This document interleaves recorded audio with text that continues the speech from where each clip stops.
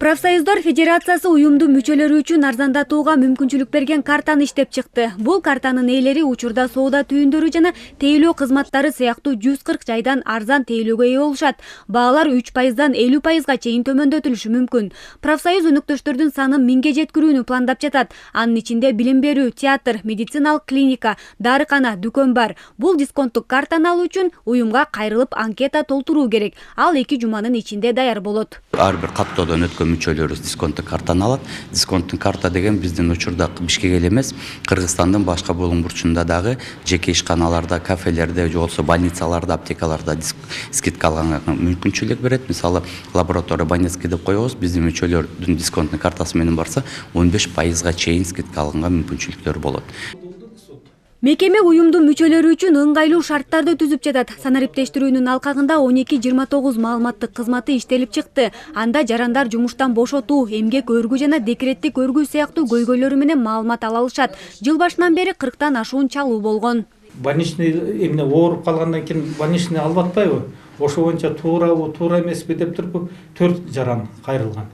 Анан туура эмес жумуштан чыгарып койгон үчүн 3 жаран каралган. Анан отпуск боюнча туура эмес отпускын отчисление кылып, туура эмес отпусканы берип, же болбосо отпусканын срогун өткөрүп бербей жүргөндөр боюнча 6 киши кайрылган.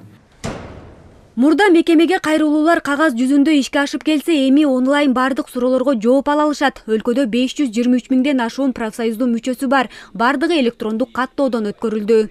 Электрондук каттоодон өткөн мүчөлөрүбүз буюрса келечекте деген путевкалар кайра берилип баштаганда электрондук очередке туруп өздөрү гана кайсыл жакка каалаган учурда ала алгандыгы шарттарды түзүп берип атабыз.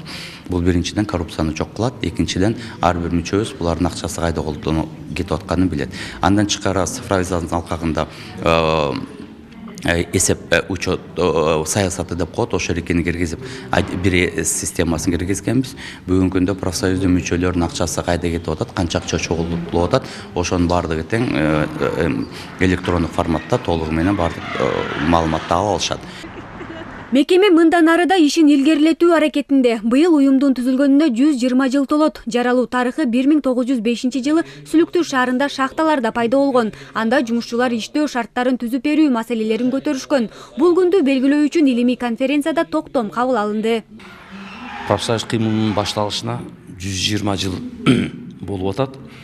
Ушул датаны профсоюздар белгилейли деген үмүттөрү бар.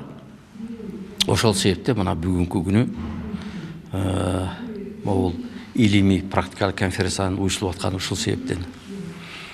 Бул конференцияда бүгүн тарыхын айтып берип атышат. Согушка чейин кантип иштешкен профсоюздар, кантип өнүккөн, согуш учурунда эмне кылган, согуштан кийин кандай болду, анан бүгүнкү күнү профсоюздар кантип иштеш керек. Профсоюздардын бүгүнкү милдети мурдадан эле ушул эмгекчилердин кызыкчылыгын коргоо болгон.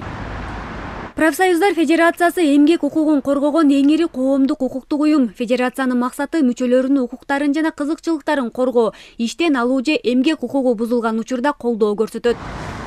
Иният Эргешева, Элдар Анарбеков, ЛТР Бишкек.